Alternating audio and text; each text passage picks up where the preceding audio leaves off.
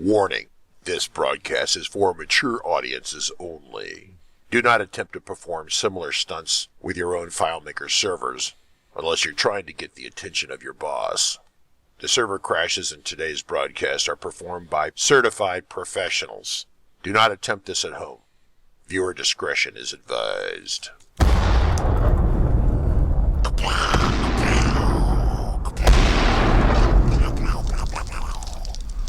I do very much love that. Hey everyone, welcome to another awesome day of FileMaker training. I'm Richard Carlton here trying to get all my stuff set up. I have a whole arsenal of people here. It's like an action package of developers and experts that are on standing by. Operators are standing by to take your questions. So today is an open Q&A day on the FileMaker platform. So if you have your question, definitely bring it up. What I'm going to do is I'm going to pop over to the browser and cover a couple low-hanging fruits. So what is this? Who are we? And why should I care? This is fmtrain.tv. I'm the creator of this wonderful little channel. Every day at 1 o'clock, we are pouring our hearts and souls out to help everyone learn the FileMaker platform. A lot of people see the FileMaker platform. They wonder why it's so amazingly awesome. And then they want to get tips and tricks on how to make it better or inspiration. So two things we do. One is help with tips and tricks and training. The second thing is inspiration. For example, we might have Miles Debsky there. Miles, are you there? I am.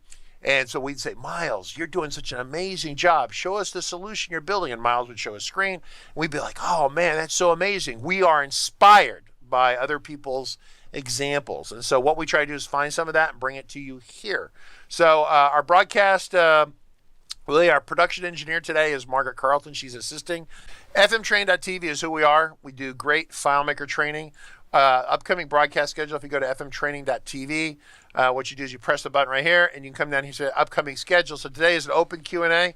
You have questions about anything in the FileMaker platform, throw them at us. And if we may direct you to watch a video, because we have literally upwards of way over 100 hours of FileMaker content, 100 of hours. So if you sat for 100 hours, you couldn't get through all our training. So in fact, it's several hundred hours actually. So we'll probably direct you to a video to watch. But if we can answer like in 5 or 10 minutes, we'll do it live. Monday, the emoji library is coming up. Calvin is trying to keep it alive because it's an add-on, and add-ons are still not like really a final shipping, finalized, bug-free product. And so it's a little sketchy in terms of reliability. He's trying to get that dial in and fixed. This is a free live stream, right? And in order to pay these people, right? So I'm going to go over here, down here. If I come over here, all these people here, I have to pay them. I have to literally write a check to pay their time. And to do that, we need you, all you folks, to make sure that you go to the FM Training website, press the bundle, and buy one of these bundles. If you don't have the bundle, go get it. If you have it already, but it's expired, renew it, right? This bundle here comes with absolutely everything, including a full copy of FileMaker Pro. It's a 1-year subscription. This is only the video training for 1 year. So only the video training, and this is FileMaker plus a bunch of other stuff. For example, in this bundle over here is the calendar kit. The calendar kit link, which Margaret is probably going to paste for everyone here shortly. For the people live stream, you have to download this today before 5 o'clock my time, which is in about 3 hours. Then we're going to shut the link off, and only people can get it will be the people that have purchased the complete bundle. It's part of their bundle. They get all our stuff, period. So once again, another good reason to buy this. If you're interested in a 2-year deal on this, not a 1 year, but a 2-year deal, I think for an extra $50, you get a whole extra year on it. It's a pretty good deal. So $350 gives you 2 years of coverage on this. Today's an open Q&A. So I'm going to kind of kick this over. We got a bunch of people on hot standby here. So the questions, when they come up, you need to put them in here. So we've got our first question from Twitch user Blair from Virginia, and I think this is Jacob's wheelhouse.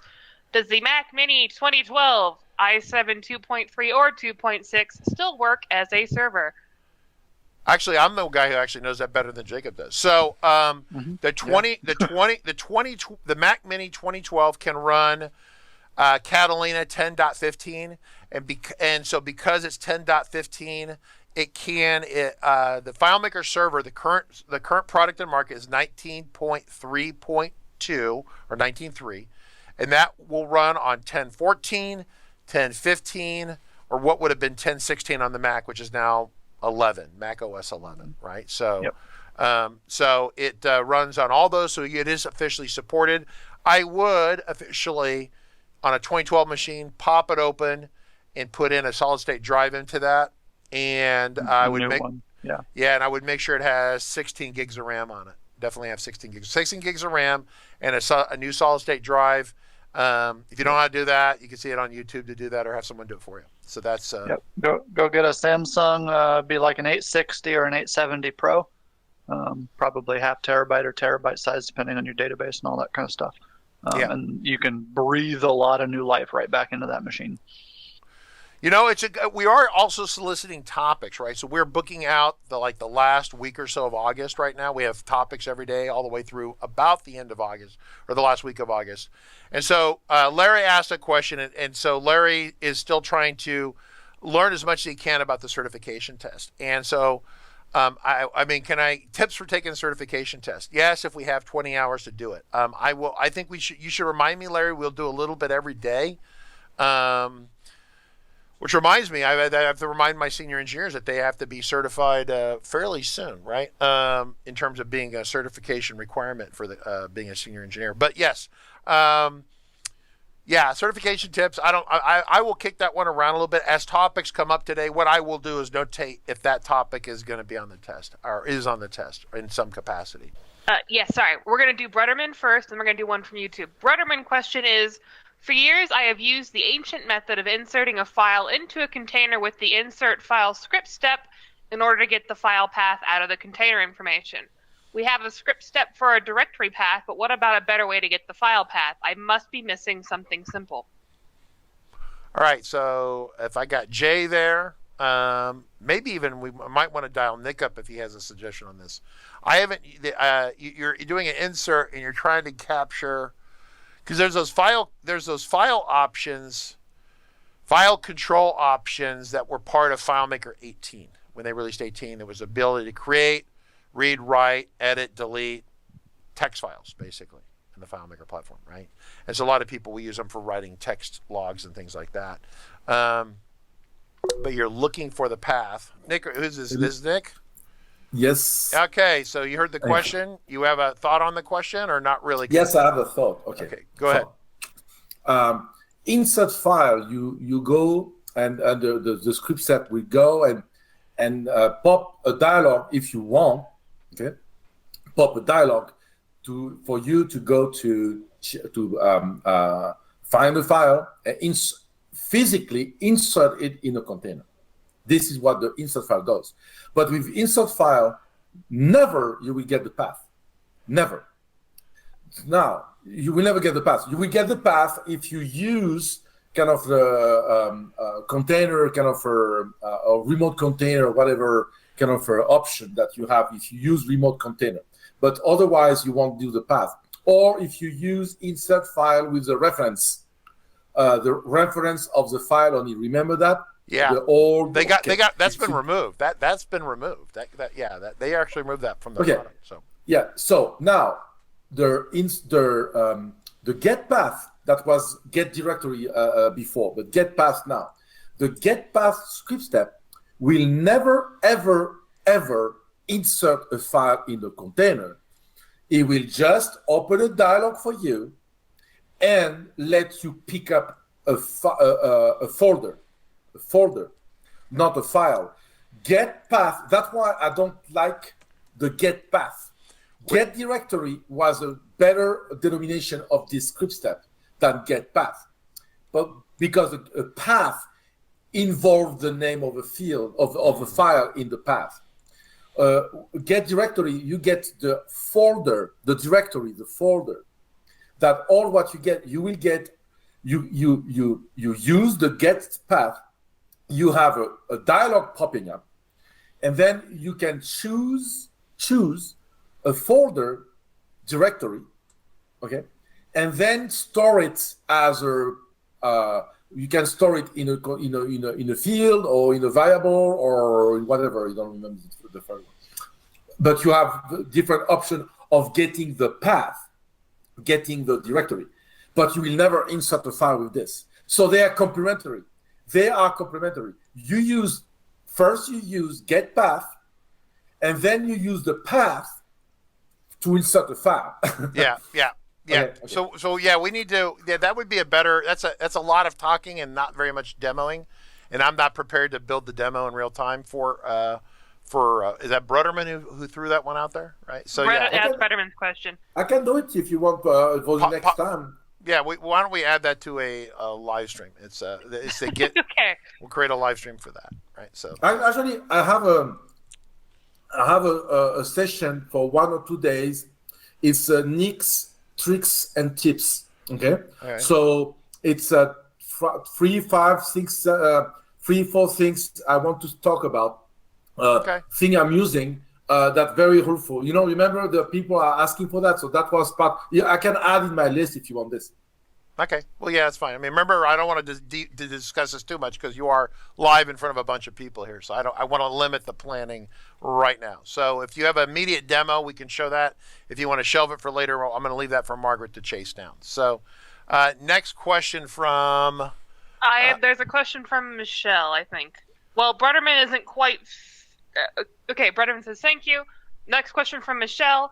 I have an application that processes lots of data, then writes it in a temporary table before exporting it. It can take up to 30 seconds to do this. How can I prevent somebody to start the same process if the first is not completed? It creates a conflict writing to the same table. I have tried a flag with field set to 1. Do you have any other tricks? Well, that would be the first thing I would do is do a flag set for 1. That should always work, right? So I don't understand. So it's the same thing down here that we have on this update. It's hard for probably people to see down here. If I go down here in starting point, I can press this button to run or update a chart, and this is going to set a flag, and it will start running an update for me. In fact, it did it really fast. It's already done. But you don't want multiple people running a time or processor intensive script. Multiple people doing it at the same time when only one person does it and then everyone shares the results. What you do is you set a flag in preferences, you commit that change, then you run, and when that script is done, you set it back to 0. So when you say run a chart, run update, you would set a flag in the preferences. In fact, we've talked about this not too long ago here. We talked about this, right? And so it gets to a point where we wanted to set where was it, like developer startup? There was a flag for actually that the process is running. So when that process is running, it gives us this animated GIF down here. It spins, right? And once it's done, it sets the flag back to 0, right? And so if anyone else presses the button, that script, when they run it, first thing says, hey, is this already 1? It is. Exit. If it's not already 1, then run it. The downside is if you're running a process and then say for some reason it doesn't finish, it crashes, or you force quit it or whatever, then it would never become 0 again. You'd have to have some sort of way to fix that process. You had a process, was specifically looking for it to run, and now it's stuck perpetually running. The system thinks it's running because you set the flag. You never set it back to 0 because the script had to finish, but it didn't finish because you crashed FileMaker or whatever you did. So that's the downside to that. Who asked that question, Michael? Or Margaret? Michelle Gravel from YouTube. All right, so Michelle Gravel. Yeah, so I don't know what else you want to do on that. You could look to see if records are being created in that table. Like one of the things with the table is that if you have a table that you're using what I would call destructively, where you're writing data and then when it's done, you run like a truncate command. You could say delete all records, but there's a script step called truncate, which just blows it out immediately, just destroys everything. If you're doing that, your script could always say, oh, are there any records in here that have been created? If there are, then don't run the process because something else is already running. Once again, you have the same problem as the flag field because the other process could have crashed. So you have to have kind of almost like a manager reset. Hey, this is hung. We need to reset it back to 0 and then start again. Or it does it at night. At midnight, you run a SASE script or some sort of script to say, hey, if this flag has been set for more than so many hours, then reset it back to 0 because something's crashed. So Larry points out is that the flag field. So I'm going to show it to you here real quick. I'm going to go into field definitions. Once again, file, manage, database over here. And if I go into preferences, I can go to flag, something about PSOS.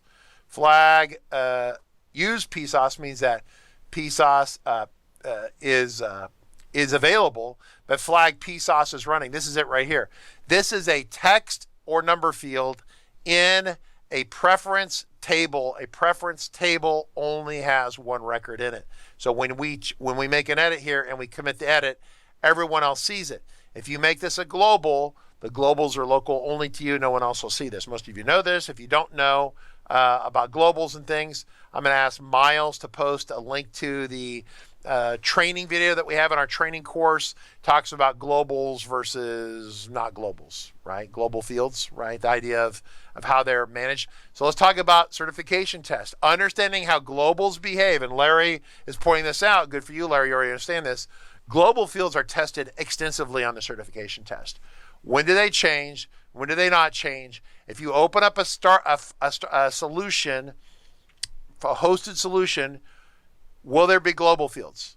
And if so, what will be the value of those, right? You must understand that. You must absolutely understand that. That will be tested on. If you can't answer that question back and forth with your eyes closed, you're not going to pass the certification test. It's actually from my perspective, some of the easier questions on the test. Okay, so we've got one from Rick Fosnot, again on YouTube. Can I run a Windows 18 FM server and a Lynx FM 19 server on the same network? Can you run Linux, not Lynx, Margaret. There's no such a Lynx is a cat. Meow. Right? Linux, right? Lynx. All right, that's great. Hey, Jacob, we have Lynx server. Meow. We do. Meow. Yeah, we're serving cats. Meow. Real time cat serving. Meow. Yes. The short answer is yes. Obviously, you will either want two different machines or something. I'm wondering because so he's asking, can you run an 18 server and a 19 server on the same network at the same time? You can run 100 different 19 servers on the same network at the same time, or 18 or 17 or 16. Or you can mix them all. You can run as many as you're licensed for. Yeah, as you're licensed for. I guess you're willing to write the check for the hardware, basically. Yeah, which brings us to the question that was probably what he actually meant to say is, can I run these on the same piece of hardware at the same time? And the answer is, unless it's virtualized. Kind of. Yeah, if it's virtual, yes. Otherwise, no. Actually, Jacob? if it's not, then you're going to end up virtualizing it anyway, and so that'll be how you get around it. But yeah, the short version is yes, you can run whatever combinations of that together. So on the same network, on the same hardware. The answer for almost everyone here, unless you know how to buy a $10,000 or $100,000 giant rack server with all the blade stuff in it, and then virtualize slices out like what Amazon does. If you don't know how to do that, then the answer is that you cannot run multiple servers on the same machine at the same time. Very simple, right? So, I mean, it's one of those kind of questions. Either you know it, or you don't, and you're asking for trouble. So, yeah. And a very short licensing overview, just so you all are aware. If you bought user licensing, or I think even concurrence, I believe it applies to those too. Basically, any recent Claris licensing that you bought from somebody like RCC, they come with 3 servers. So if you need a current production and a next production, or a development and a next production, or some combination like that, you're good to go from a licensing perspective. Well, yeah, Claris meant for this to be.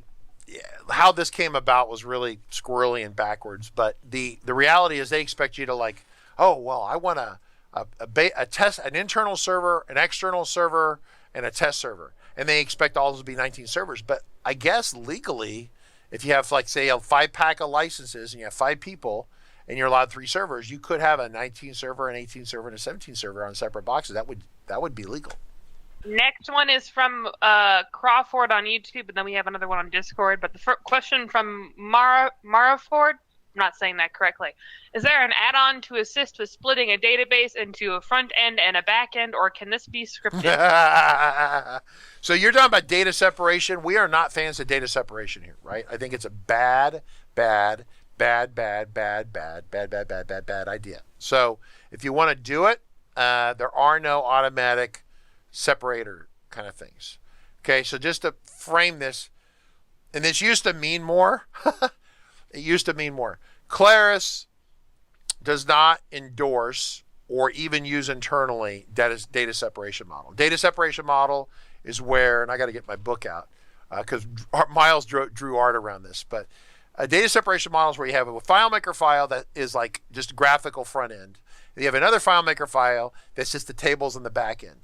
And so the strategy with data separation, in fact, Miles, if someone has the book, I got to get the hang on one second. If you like a free copy of the book, if you don't have the book, we cover that in here, right? And what you need to do is go to FM Starting Point, download a copy of Starting Point, and when you do that, what I'm going to do is I'm going to pop that right here. This is kind of more of a Ryan Correa thing. But if you go to FM Starting Point, you download it, and just make a request right here for the optional bonus item, and but we'll get you a copy of the book. We'll give you a copy of the book, right? Basically is you share you're not a robot, and we send you a copy of the current book, which I'm actually updating this month. This month I'm updating this. But back to data separation. So the idea with data separation is that the data is on a server, and the interface file is local on the user's computer. It's an effort to speed things up. It's also the same technique that you would use in some data systems like an Oracle system or other systems like that. This was brought to the FileMaker platform by people kind of like Ruben, who I love Ruben. Ruben's a great guy. I think it's a guy. But the point is Ruben was from Oracle and came to FileMaker and goes, wow, this is really great. I can do a lot of stuff with this. Ruben is awesome. That being said, is that some of the techniques you use in the world of Oracle and what we call big iron in quotes, big hardware, big servers, I mean, you get a license for Oracle and you spend $1 million a year for an annual license. That's not uncommon. The techniques you use in big systems don't necessarily lend themselves really well to a smaller system, especially since Claris every release is working on performance optimization. FileMaker with 19 is radically faster than FileMaker 9, 10, 11, 12. It's like in terms of client server and things happening, it's radically, I mean like orders of magnitude better. Like I would say from FileMaker 15 to 16 or 14 to 15, it's like 300% faster just from that one version jump. Jacob? I was going to say the merely we'll go from the last version of 18 to the most recent version of 19. Some of the numbers actually coming out of Claris and confirmed by the community, we're talking between 8 and 20x speedups for certain operations. Between like the, 20, like 20 times faster up Yeah. to. So and again, that's just that version. That doesn't even talk about what Richard just referenced with 14, 15, 16 improvements. So the data separation model, here's the fallacy behind it. People say, yeah, but if I have to make a change to the system, I only have to change it within the interface file, and I don't have to re-import the data on the back end, except now there are tools called the data migration tool, which does high-speed data imports from one file to the next file. Instead of taking hours or days, it takes literally tens of seconds to do to move all the data out of a development file into a production file. This is no longer an issue. So, well, why do we do it? Well, I still think it would take too long to move the data from point A to point B. Fine. But here's the rub. The assumption, and this is the part which pisses people off. Data separation is like a religion. It's actually in here. We actually have data separation monks. I don't know what page that's in, Miles, if you want to chirp in here, but it's kind of funny. People who get married to data separation believe and love data separation in a radical sort of way. And the problem with the separation is that they say, if you have to make a change, you just make it to the front interface file.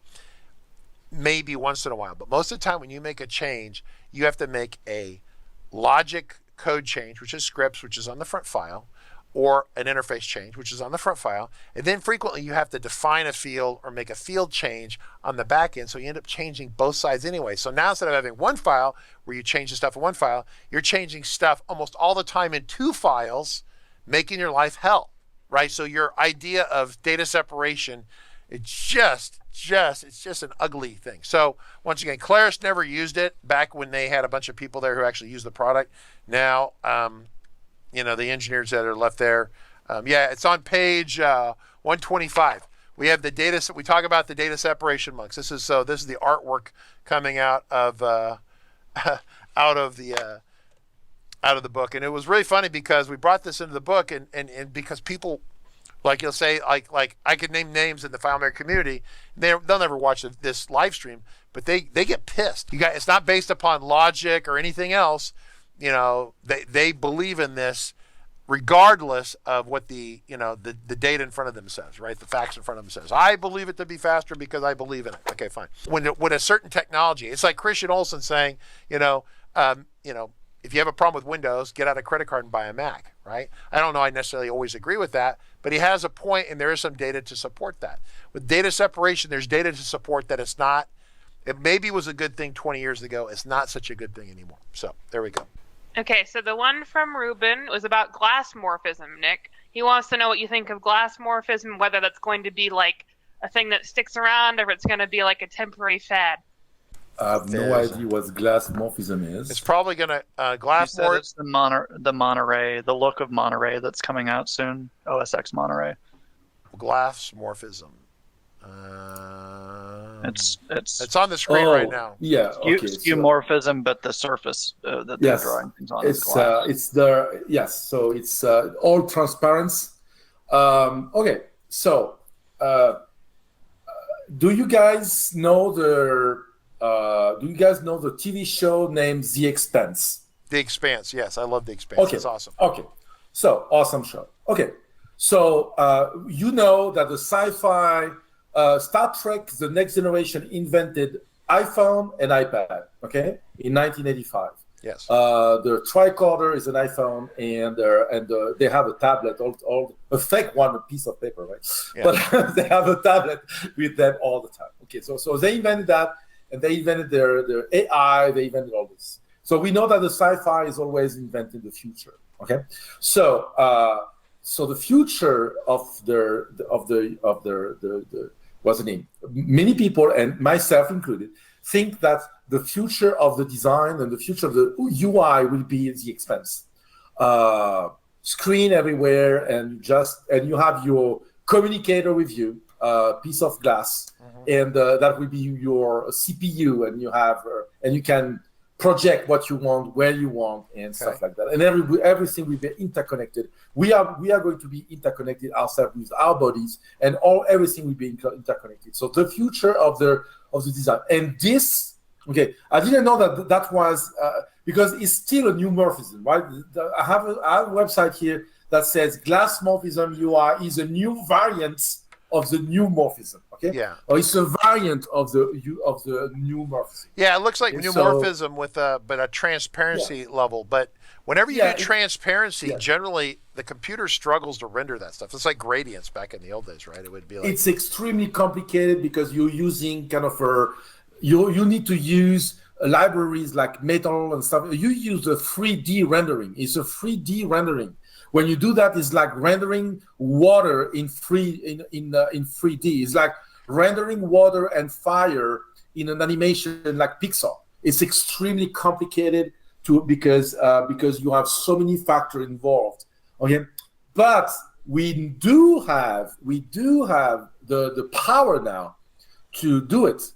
So that's why they said, why not? Since we have the power in the phone, why not making it?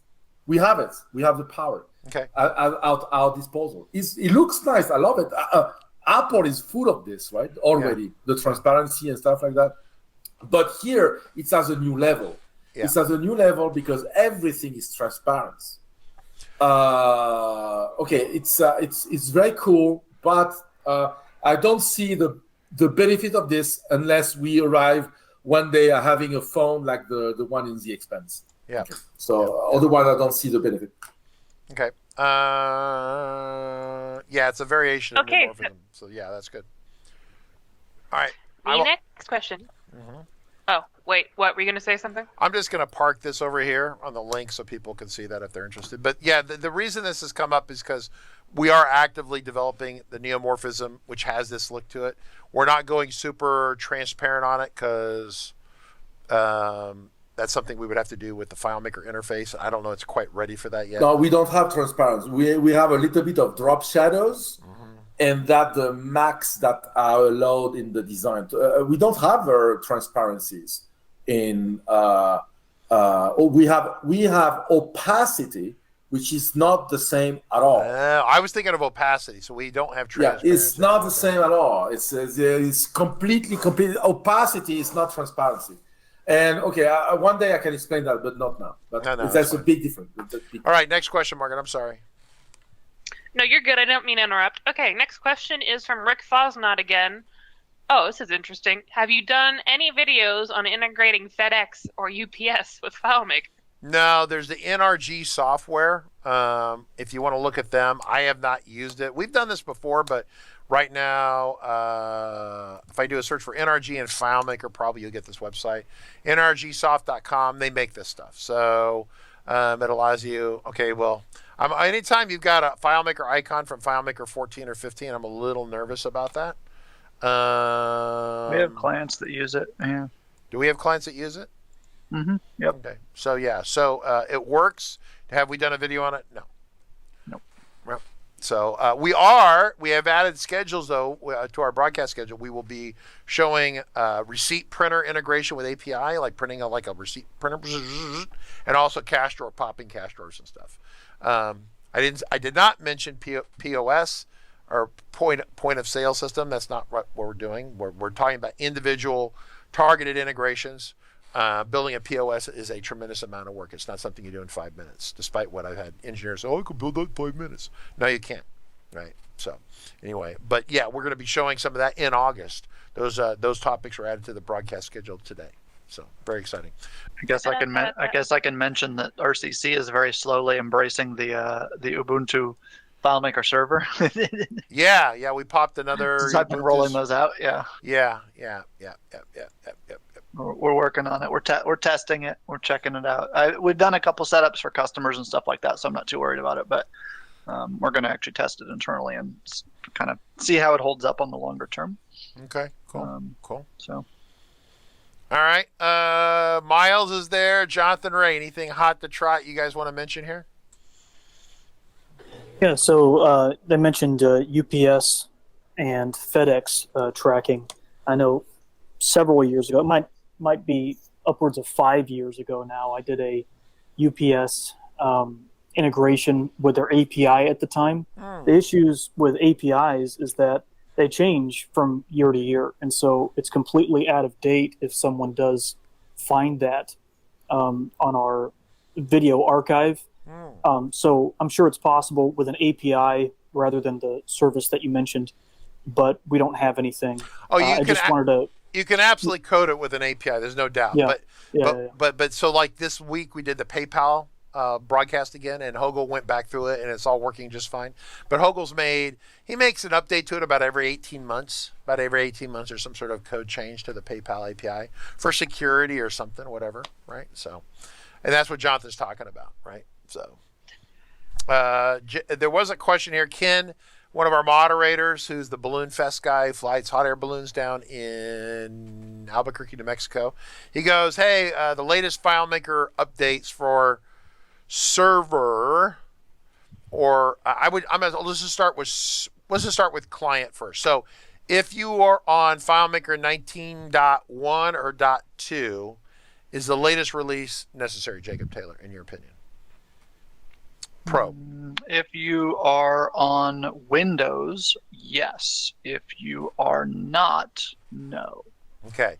If you are on 19.3.1, you definitely want 19.3.2 on everything, including server, because it's been a tremendous. This gets back to kind of a quality assurance issue with Claris that they've been frankly wrestling with. And I'm not saying it's kind of like saying I hate, it's like I have to drive home and commute traffic at 5 o'clock, and traffic is 20 miles an hour, and you hate it. But it's like physics. It's a function of life. 2 plus 2, no matter what you think mathematically or where you went to school, 2 plus 2 is 4. It's not really a negotiation. It's like physics. It's like a slow drive in the car home. There's nothing you can realistically do about it, right? So once again, developers and as companies interact with their developer community, their advocates like RCC, I think there's what they would like it to be, and then there's reality, and sometimes those two things are somewhat separate. So Claris is wrestling with that. So 19.3.1 shipped with a lot of bugs that should have been resolved before it shipped, and so 19.3.2 is the holy crap, we have to fix this stuff release, right? So very much important. Once again, this is so funny because this is a Jacob Taylor thing. So people say, "Oh, can I just run the updater?" If you're on FileMaker Pro on Mac or Windows, you want to just run the updater. That's fine. If the people say to Jacob, "Hey, can I just run the updater on server?" And sure. And yeah. And if you want to threaten the ongoing operation of your business, that's a business choice that other people make. Yeah, I mean, but it was funny because a couple months ago, Jacob was like, "Oh, I think they're getting it together on their update, so you can actually run an update and it won't destroy the server." And he says that, and about 3 months later, Claris issues an update that self-destructs the previous. It doesn't update cleanly. So, in fact, Calvin just had this on an M1 processor. He's not here; he's working on other stuff. He bought an M1 desktop computer, and he said had all this old on his old Mac, and his new Mac says, "Hey, would you like me to automatically import all the old from the old computer into the new computer? And whatever it says to do that, don't do it. Please stop. Please say no. Just say no to drugs." That's Nancy Reagan. Just say no to drugs. Just say no to auto updates. And Calvin went, "Oh yeah, those drugs would be great." This week we were doing a broadcast with him, and his computer was crash, internet was going out. You guys remember when he kept cutting out? Because he brought all the old files, which were not necessarily compatible with the M1 processor. He formatted it, blew out the computer, and is slowly kind of rebuilding it as he goes. Miracles of miracles, his M1 brand new computer works just fine. It's not an M1 issue. It's not an Apple issue. This is another physics issue. You cannot bring old software over and expect the operating system people who built it, Microsoft, Windows, Linux, Red Hat, whoever, doesn't matter, for them to fully anticipate every stupid thing that you might have done on your computer and how they're going to remediate that when you bring it over to the new computer. They're not, you just saying auto update yes is you're denying human tendency to break stuff. So there you go. No, that's why I say you can use the upgrader if you're comfortable trying it. I'll say go for it. It's just that if if it doesn't go perfectly, or you go and you do your testing afterwards, like you always should, and something went wrong, you're going to be doing a clean install of the server software, because that is basically the stated recommendation. It's one of those, well, if the upgrader works, then it worked, and if it doesn't, cool, but you just spent 15 or 30 minutes on that, and now you're going to go rebuild your server. So and that's the old kind of the old school way. That's how we've always done it. And so I kind of am a little out ahead of Richard in some ways in this, and say, yeah, sure, try it, but you're going to go do the old way if it doesn't work. So just know that ahead of time and be prepared. Do your preparations and that kind of stuff. Obviously, if you are not comfortable with that, come see us. And I'll say I've worked back and forth with Claris support to get FileMaker Server to install appropriately on completely untouched, fresh Windows copies that are on Amazon in their, in Amazon's repository for copies of Windows Server 2016 or 2019. Those are about as untouched as you can get. They're literally published by Microsoft. And we have had issues this year, not even like a year ago, but within the last 6 months, where FileMaker Server wouldn't install on a completely untouched, fresh Windows Server, setup. So like no other, it's the first piece of software you're installing, basically. And so there's a certain level of testing. I don't know if it's not done or just got missed or whatever. It doesn't really matter as far as I'm concerned. But we have run into, kind of show-stopping issues like that. Yep. So clean install, unless you want to just, you've got nothing else to do. Like Kyle Williams sitting there bored with nothing to do. If he wants to run an update like that, then he can triage it. What does the calendar add-on do that the FMSP does not? I guess it's kind of a Calvin specific, isn't it? What is the calendar add-on kit that's done? Nothing. Starting Point has the calendar built into it, but if you want to try to extract the calendar out of FM Starting Point, which is free, and move it, then you're going to spend many hours trying to do that, right? So the calendar kit is normally $49 or something like that. If your personal value is less than, say, $2 or $3 an hour, maybe $4 an hour, then you should definitely take Starting Point and work on extracting the calendar kit out of there manually by hand, right? And then gluing it in somewhere else. But if your personal value of how much your time is worth is, say, more than that, then you'd be much better off spending the $49 for the calendar kit that walks you through the explanation. So, I mean, I know some of you are fundamentally, I don't want to say cheap people, but we'll say you value low-cost applications, right? You're sensitive to high prices, right? You know, and I'm a guy who likes to go to Walmart like anyone else. But the point is that there's times when you don't want the Walmart super duper cheapo special because it's not going to work very good. All right. That's about it, everyone. We appreciate it's 2 o'clock. We'll see you next week, Monday.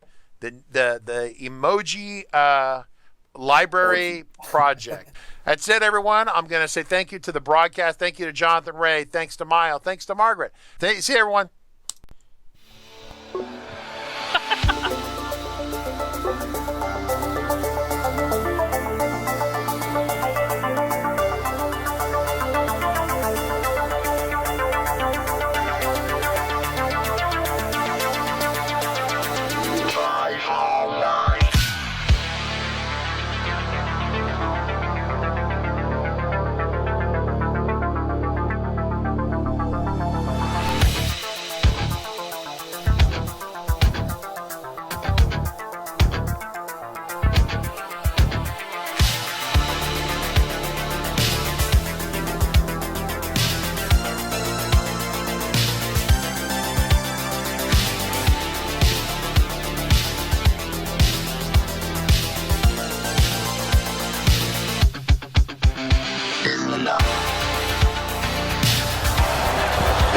Just stepped up the whole way. Calm, cool, collected the quarterback.